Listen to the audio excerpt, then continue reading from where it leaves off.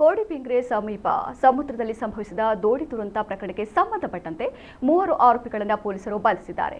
Boat ಮಾಲಕರಾದ Brahmavar ತಾಲೂಕಿನ ಕೋಡಿ ಗ್ರಾಮದ ನಿವಾಸಿಗಳಾದ 23 ವರ್ಷದ ಸುಹಾಸ್ ಶ್ರೀಯಾನ್ ಮತ್ತು 20 ವರ್ಷದ ಸುಫಿಯಾನ್ ಹಾಗೂ ಬೋಟ್ ಚಾಲಕ ಕೋಡಿ ಗ್ರಾಮದ ನಿವಾಸಿ 52 ವರ್ಷದ ವಾಸು ಮೆಂಡನ್ ಬಂಧಿತ ಆರೋಪಿಗಳು.